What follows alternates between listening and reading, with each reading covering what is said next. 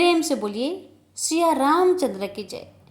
प्यारे भक्तगणों, आज है वैशाख मास की मंगलवार का दिन और आज मैं आप सभी को सुनाऊंगी मंगलवार हनुमान जी की पावन कथा।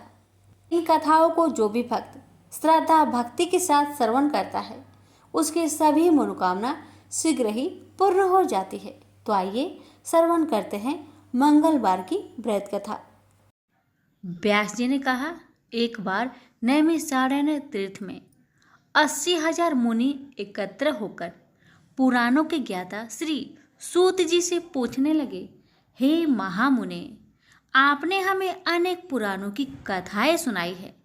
अब कृपा करके हमें ऐसा व्रत और कथा बताए जिसके करने से संतान की प्राप्ति हो तथा मनुष्य को रोग शोक अग्नि स्वर्ग दुख आदि का भय दूर हो जाए, क्योंकि कलयुग में सभी जीवों की आयु बहुत कम है। फिर इस पर उन्हें रोग चिंता के कष्ट लगे रहेंगे तो फिर वह श्री हरि के चरणों में अपना ध्यान कैसे लगा सकेंगे।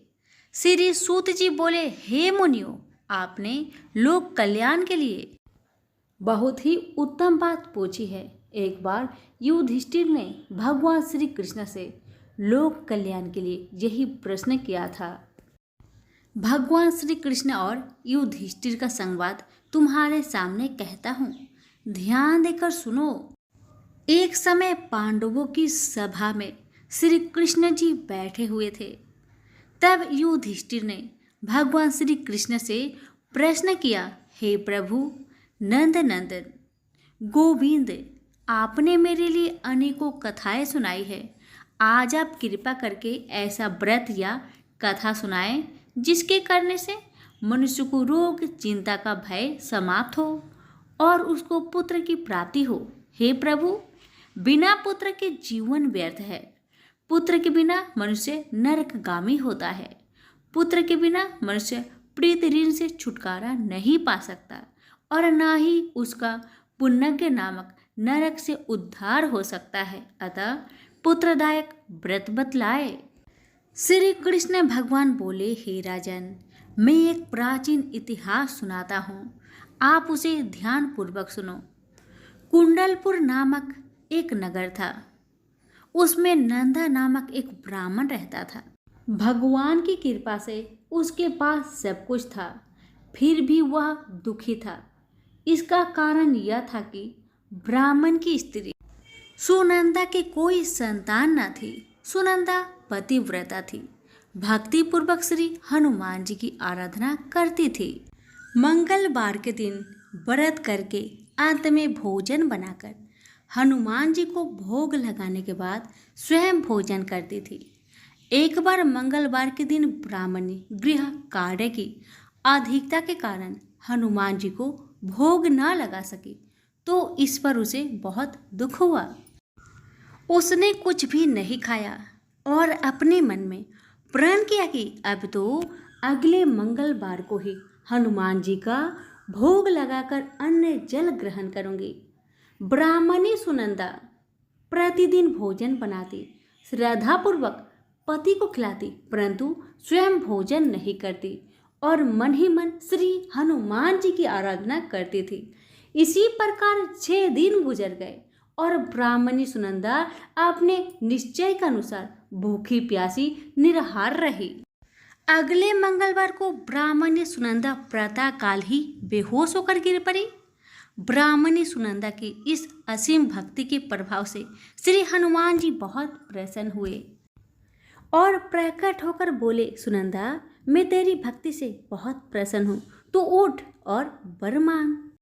सुनंदा अपने आराध्य देव श्री हनुमान जी को देखकर आनंद की अधिकता विह्वल हो श्री हनुमान जी के चरणों में गिरकर बोली, हे प्रभु, मेरी कोई संतान नहीं है, कृपा करके मुझे संतान प्राप्ति का आशीर्वाद दे, आपकी अति कृपा होगी। श्री महावीर जी बोले, तेरी इच्छा पूर्ण होगी, तेरे एक कन्या पैदा होगी, उसके अष्टांग प्रतिदिन सोना दिया करेंगे। इस प्रकार कहा। श्री महावीर जी अंतर ध्यान हो गए।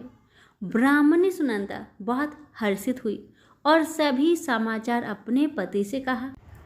ब्राह्मण देव कन्या का वरदान सुनकर कुछ दुखी हुए, परंतु सोना मिलने की बात सुनी तो बहुत प्रसन्न हुए। विचार किया कि ऐसी कन्या के साथ मेरी निर्धनता समाप्त हो जाएगी। श्री हनुमान जी की कृपा से वह ब्राह्मणी गर्भवती हुई और 10वें महीने में उसे बहुत ही सुंदर पुत्री प्राप्त हुई। यह बच्ची अपने पिता के घर ठीक उसी तरह से बढ़ने लगी जिस प्रकार शुक्ल पक्ष का चंद्रमा बढ़ता है। 10वें दिन ब्राह्मण ने उस बालिका का नामकरण संस्कार करवाया। उसके कुल पुरोहित ने उस बालिका का नाम रत्नावली रखा, क्योंकि यह कन्या सोना प्रदान किया करती थी। इस कन्या ने पूर्व जन्म में बड़े ही विधान से मंगल देव का व्रत किया था। रत्नावली का अष्टांग बहुत सा सोना देता था। उस सोने से नंदा ब्राह्मण बहुत ही धनवान हो गया।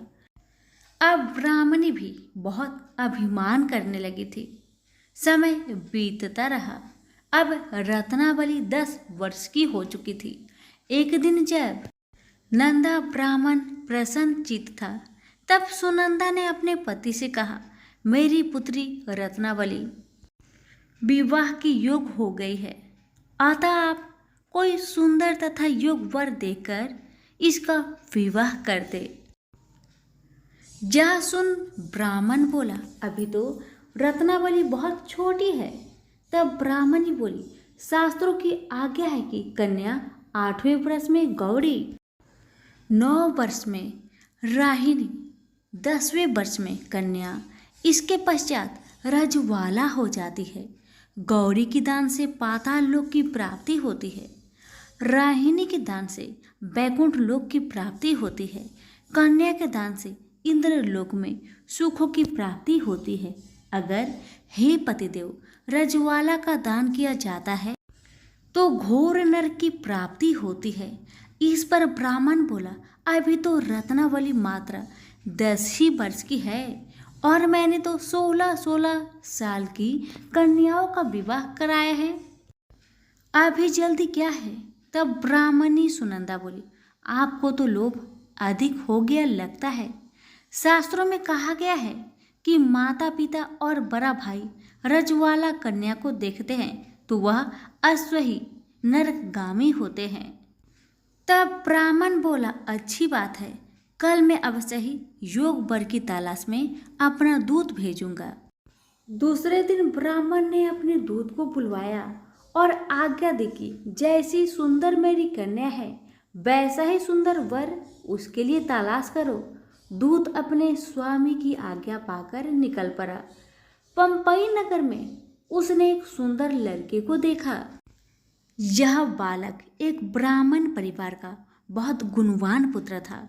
इसका नाम सोमेश्वर था। दूत ने इस सुंदर व गुणवान ब्राह्मण पुत्र के बारे में अपने स्वामी को पूर्ण विवरण दिया। ब्राह्मण नंदा को भी सोमेश्वर अच्छा लगा और फिर शुभ मुहूर्त में विधि पूर्वक कन्यादान करके ब्राह्मण ब्राह्मणी संतुष्ट हुए। परंतु ब्राह्मण के मन में तो लोभ समाया हुआ था। उसने कन्यादान तो कर दिया था, पर वह बहुत खिन्न भी था। उसने विचार किया कि रत्नावली तो अब चली जाएगी और मुझे इससे जो सोना मिलता था वह अब नहीं मिलेगी। मेरे पास जो धन था कुछ तो इसके विवाह में खर्च हो गया और जो शेष बचा है वह भी कुछ दिनों पश्चात समाप्त हो जाएगी। मैंने तो इसका विवाह करके बहुत बड़ी भूल कर दी है। अब कोई ऐसा उपाय हो कि रत्नावली मेरे घर में ही बनी रहे, अपने ससुराल ना जाए। लोभ रूपी राक्षस ब्राह्मण के मस्तिष्क पर छाता जा रहा था।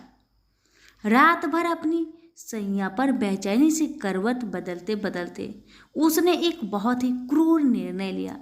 उसने विचार किया कि जब रत्नावली को लेकर उसका पति सोमेश्वर अपने घर के लिए जाएगा तो वह मार्ग में छिपकर सोमेश्वर का वध कर देगा और अपनी लड़की को अपने घर ले आवेगा, जिससे नियमित रूप से उसे सोना भी मिलता रहेगा और समाज का कोई मनुष्य उसे दोष भी नहीं देगा।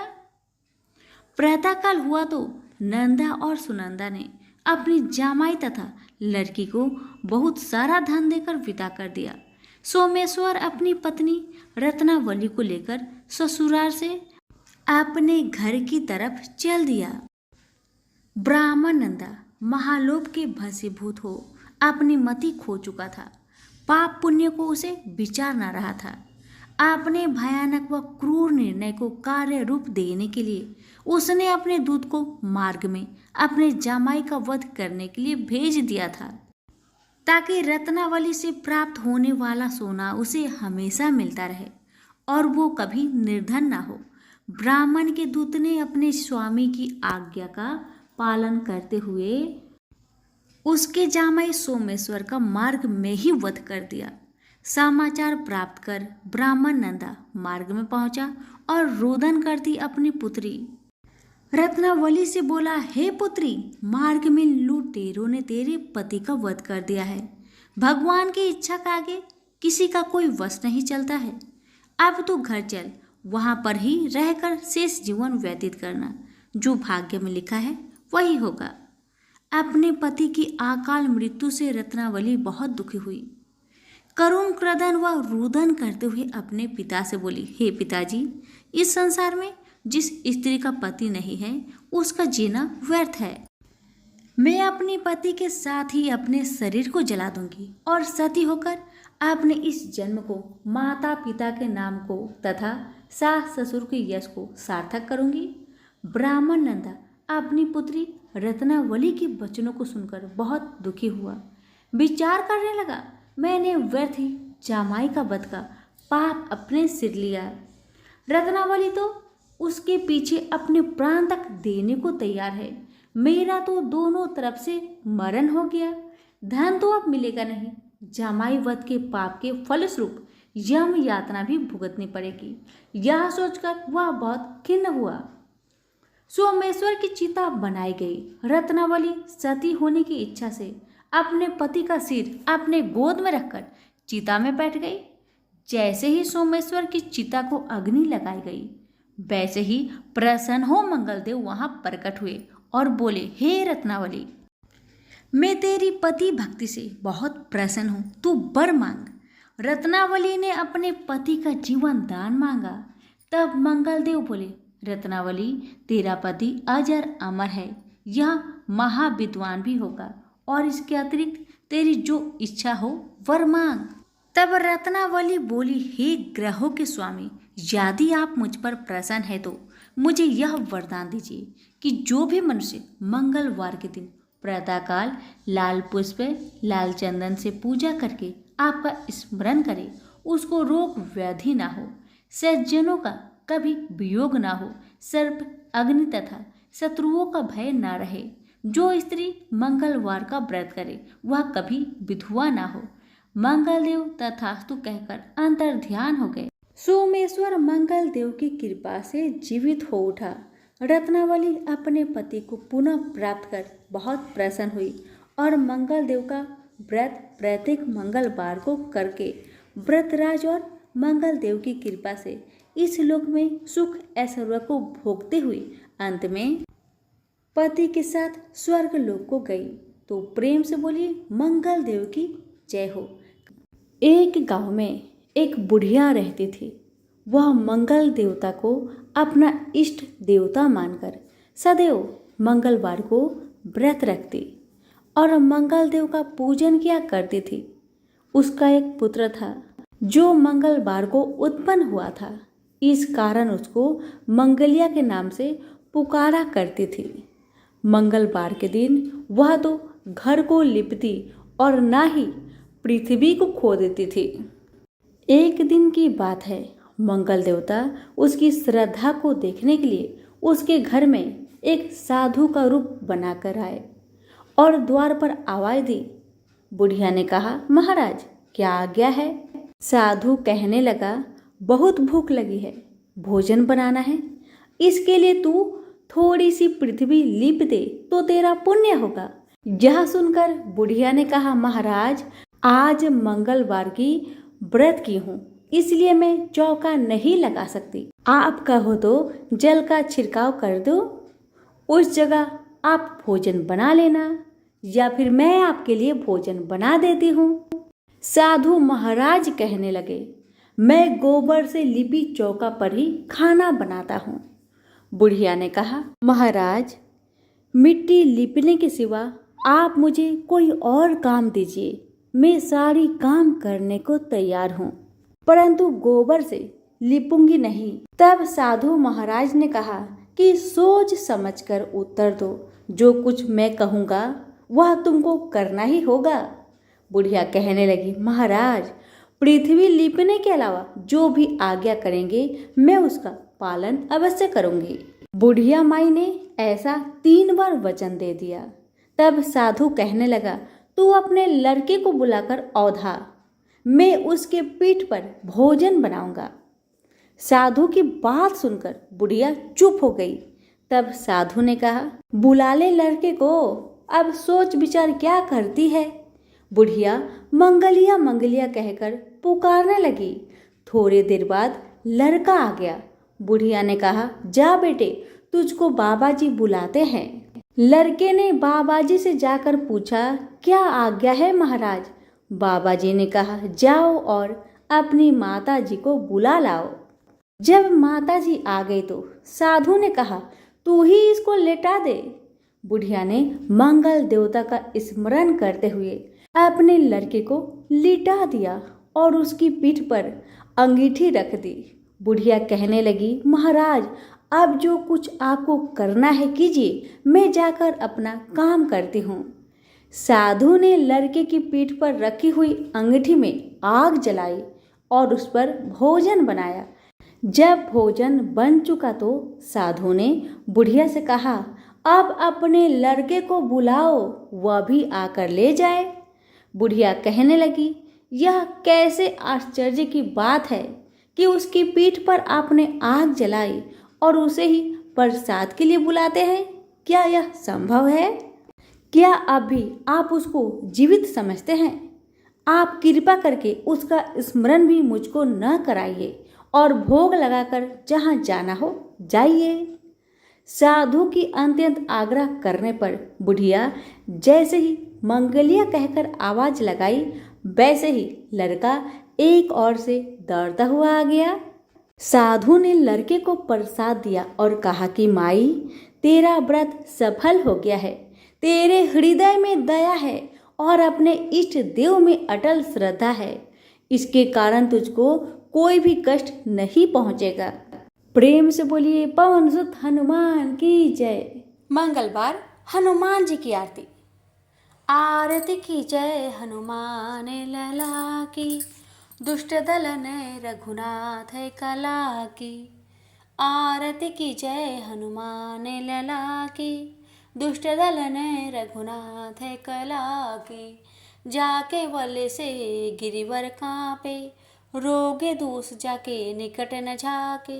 अंजनी पुत्र महाबलदाई, संतन के प्रभु सदा सहाय। आरती की जय हनुमान लला की, दुष्ट दलन रघुनाथ कला की। देवीरा रघुनाथ पठाए, लंका जाड़ी सिया सुधिलाए। लंका 100 कोट समुद्र सिखाई, जाते पवन सुत बार न लाई। आरती की जय हनुमान लला की, दुष्ट दलन रघुनाथ कला की। लंका जाड़ी असुर संग हारे, सिया राम जी के काज सवारे। लक्ष्मण मूर्छित पड़े सकारे, अन सजीवन प्राण उबारे। आरती की जय हनुमान लला की, दुष्ट दलन रघुनाथ कला की। पैठी पाताल तोड़ी जम करे, अहि रावण की भुजा उखारे। बाएं भुजा असुर दल मारे, दाहिने भुजा सत्य जन तारे। आरती की जय हनुमान लला की, दुष्ट दलन रघुनाथ कला की। सुर नर मुनि जन आरती उतारे, जय जय जय हनुमान उचारे। कंचन थार कपूर लो छाई, आरती कारत अंजन माई। आरती की जय हनुमान लला की, दुष्ट दलन रघुनाथ कला की। लंक विध्वंस किन्ही रघुराई, तुलसीदास प्रभु करती गाई। जो हनुमान जी की आरती गावे, बसे बैकुंठ परम पद पावे। आरती की जय हनुमान लला की, दुष्ट दलन रघुनाथ कला की। आरती की जय हनुमान लला की, दुष्ट दलन रघुनाथ कला की। प्रेम से बोलिए पवन पुत्र हनुमान की जय।